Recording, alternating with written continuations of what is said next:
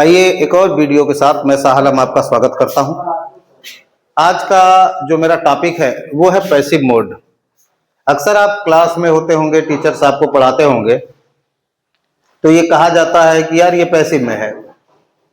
अक्सर आपसे कह दिया जाता है, आप उसे मान लेते हैं ये पैसिव में है, लेकिन आप ये समझ नहीं पाते कि आखिर पैसिव क्यों है, क्या वजह है। तो चलिए इस पर हम आपको एक नियम बना देते हैं कि जब डोर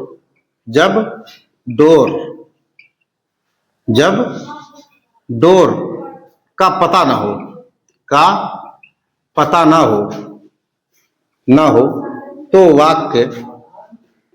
तो वाक्य पैसिव में होगा। देखिए हमने लिख दिया है कि जब डोर का पता ना हो तो वाक्य पैसिव में होगा। आपको पता है डोर क्या होता है? चलिए मैं बता देता हूं। आपका मतलब डोर का मतलब आप लेंगे दरवाजे से। आप यहाँ स्पेलिंग पे गौर करें, DOER।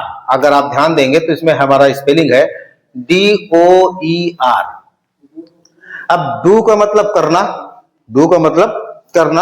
डोर का मतलब करने वाला। जैसे टीच का मतलब पढ़ाना और टीचर का मतलब पढ़ाने वाला।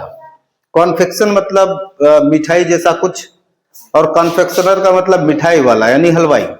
रन का मतलब दौड़ना, रनर का मतलब दौड़ने वाला। तो उसी तरह हमने यहाँ एक शब्द बनाया है डोर, तो उसको दरवाजा मत समझिएगा।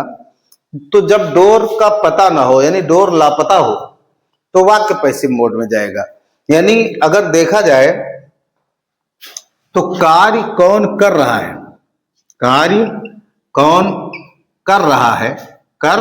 रहा है इस चीज का पता नहीं चलेगा। कार्य कर कौन रहा है इस चीज का पता नहीं चलेगा, और जब इस चीज का पता ना चले तो वाक्य पैसिव में जाएगा। जैसे 15 अगस्त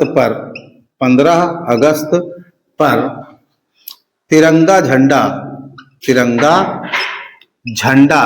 फहराया जाता है।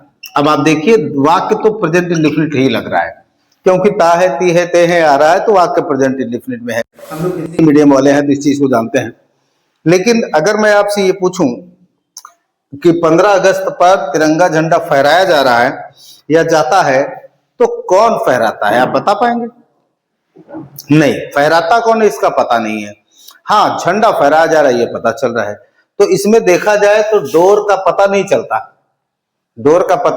चलता, इसलिए वाक्य पैसिव में जाएगा। तो हम इसमें क्या करते हैं कि ऑब्जेक्ट को सब्जेक्ट बना देते हैं। ऑब्जेक्ट को क्या करते हैं?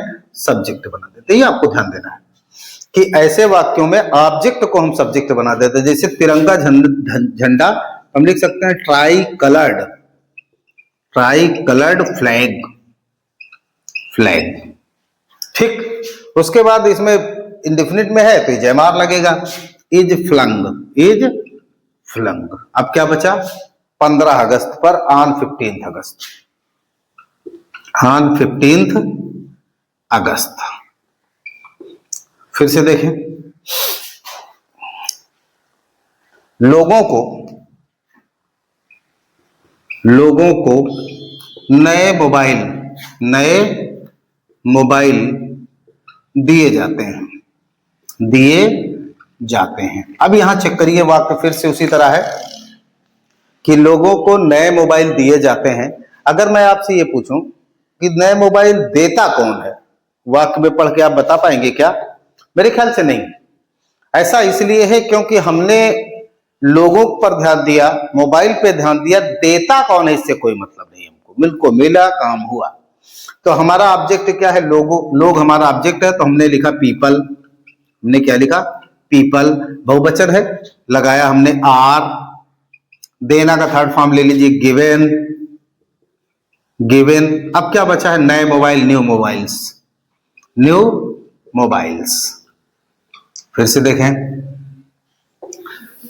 देख लीजिए, समझ में आ जाएगा आपको।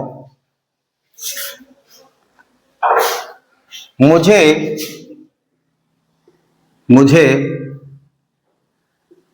अंग्रेजी का अध्यापक, अंग्रेजी का टीचर कहा जाता है। अब आप देखिए, हमने वाक्य फिर से एक लिया कि मुझे अंग्रेजी का टीचर कहा जाता है, तो मैं आपसे पूछूं कहता कौन है, तो क्या उसका कोई पता है? नहीं, उसका कोई पता नहीं है। हाँ, किसे कहा जाता है? मुझे। ये क्लियर हो रहा है कि ऑब्जेक्ट भेद है।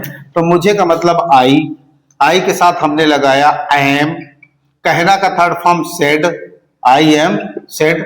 अब क्या बचा? अंग्रेजी का टीचर, तो the teacher of English, the teacher of English. फिर से देखें,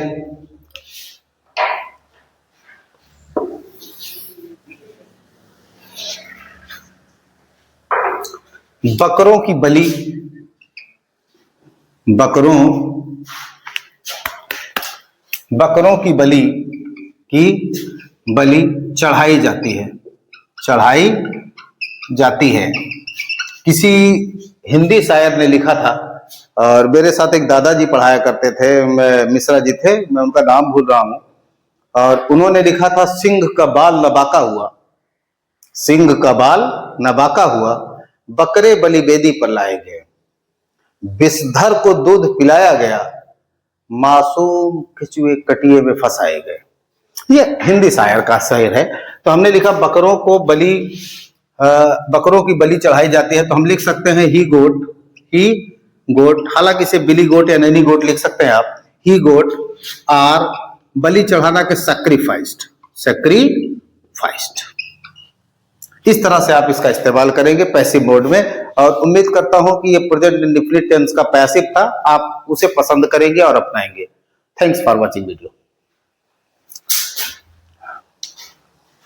ये